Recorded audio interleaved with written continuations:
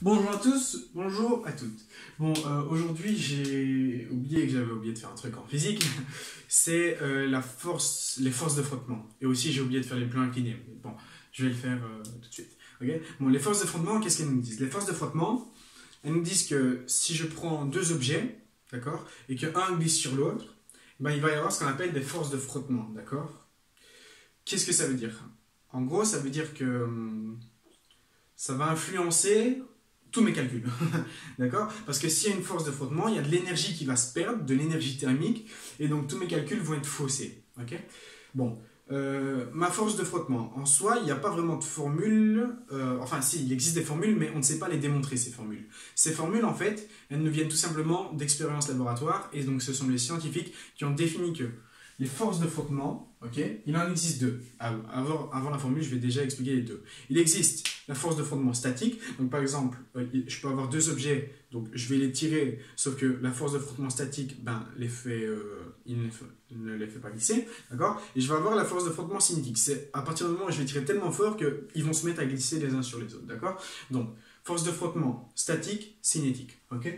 Et donc, la force de frottement statique, ok, c'est égal à quoi? C'est égal à N multiplié par le coefficient de frottement sec. Okay. Donc, qu'est-ce que cette formule nous dit? Cette formule nous dit que la force de frottement cinétique, quand c'est avec un seul, nous dit que c'est la réaction normale du support multipliée par le coefficient sec, pardon, donc statique. Okay. Qu'est-ce que la réaction normale du support? La réaction normale du support, c'est la réaction normale de tous les objets.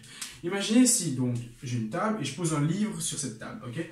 Bon, techniquement, vectoriellement, qu'est-ce qui va se passer pour les forces qui y sont appliquées?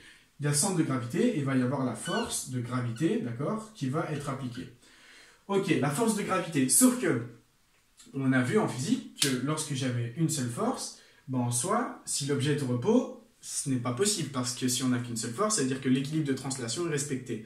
Et donc, qu'est-ce qui va se passer? Il va y avoir ce qu'on appelle la réaction normale du support, d'accord? S'il n'y avait pas cette réaction, ben en fait, le livre trouverait la table et descendrait jusqu'au centre de la Terre. Okay. Et donc cette réaction normale, elle existe pour tous les objets. Tous les objets sur Terre, s'ils sont au repos, il y a leur poids et la réaction normale du support. Okay. Par exemple, ici, j'ai un livre sur mon bureau.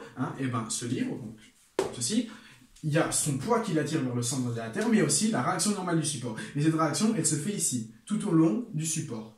Et donc, bon, généralement, je suis censé démarrer de là, pour pouvoir vous montrer. Mais en fait, on démarre de là, on démarre du support. Et donc, on fait un vecteur qui est, lui, perpendiculaire, d'accord? Et donc, quand on va faire la somme vectorielle de ces deux vecteurs, on va avoir un vecteur nul, ok? Ça veut dire que l'objet est soit au repos, soit à vitesse constante, d'accord? Donc, la réaction normale du support compense le poids, ok? C'est ça qu'il faut connaître.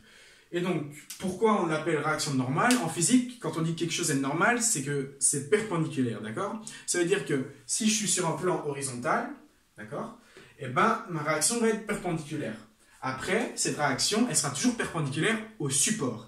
Et c'est ça qui va nous enjoindre à la prochaine vidéo que je vais faire. C'est, non pas nous enjoindre, enfin bref, les plans inclinés. Les plans inclinés, qu'est-ce qui va se passer? On va avoir quelque chose comme ceci, et donc on va avoir le support là, sauf que le poids, il sera plus compensé par la réaction normale, parce que la réaction normale, elle sera perpendiculaire, d'accord? Et le poids, il sera ici. Et donc, il va y avoir une autre force qui va compenser le poids, qui va tirer, d'accord, le mobile vers le bas. Mais bon, on verra ça plus en détail la prochaine fois. Du coup, N, réaction normale du support, c'est le vecteur perpendiculaire, ok, au support. Bon, ce vecteur ne compense pas toujours le poids. Dans le plan incliné, il ne les compense pas. Mais voilà, donc il faut savoir ça. Donc ça, c'est pour la force de frottement sec, ok. Et puis, il y a la force aussi de frottement cinétique. La force de frottement cinétique, c'est la même formule, donc c'est N, sauf qu'au lieu d'avoir le coefficient de frottement statique, on a le coefficient de frottement cinétique. Alors, qu'est-ce que le coefficient de frottement? Le coefficient de frottement, c'est une constante que les scientifiques ont marquée par rapport à chaque objet. Par exemple, si je prends du bois sur du bois, ben, on sait que le coefficient de frottement du bois, c'est autant, et donc on va le remplacer dans notre formule, d'accord? Donc c'est une constante. Le coefficient de frottement est une constante.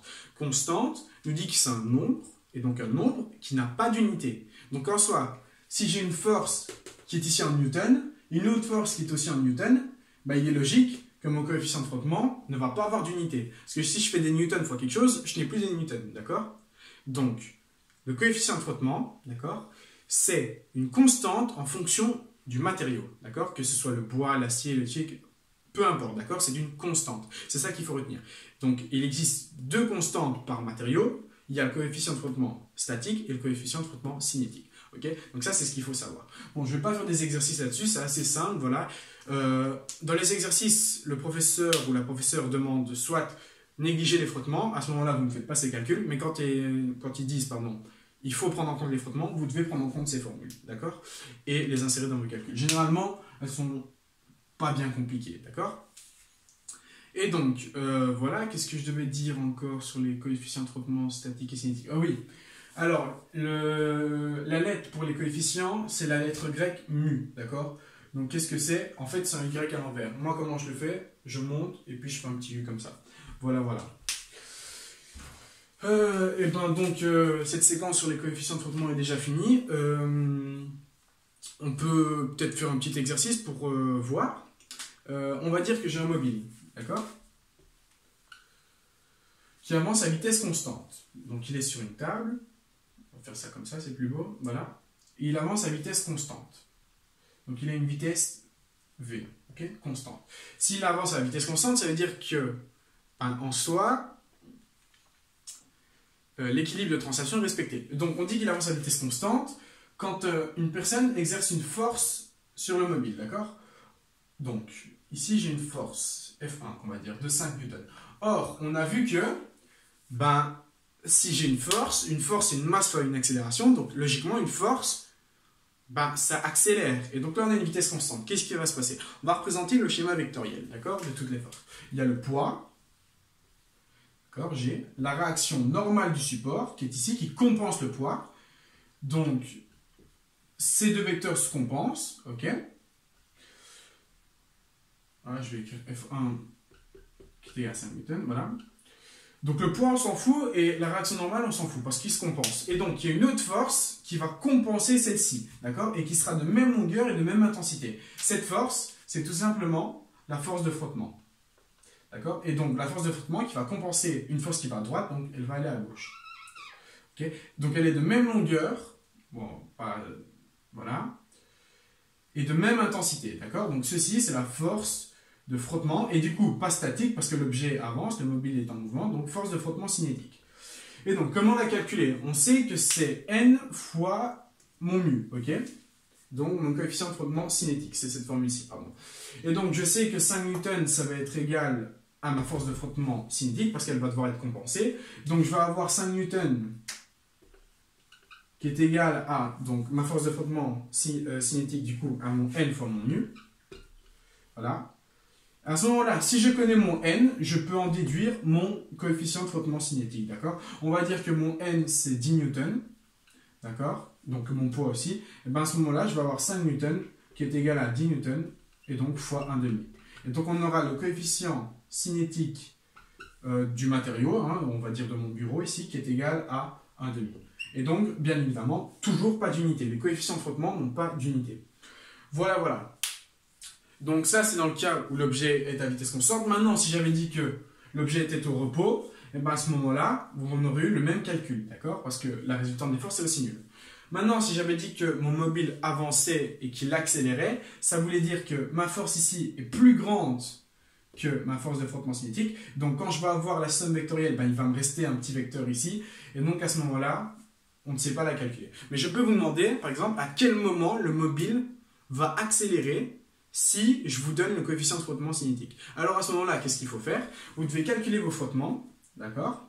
Donc en faisant votre réaction normale fois votre coefficient de frottement, donc d'abord statique dans un premier temps, et donc ça je vous le donnerai.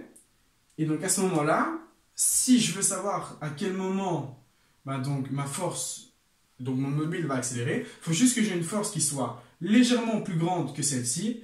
Et donc, en calculant ceci, je peux tout simplement dire si la force de traction est supérieure à, et donc je donne la valeur, alors le mobile accélère. Voilà.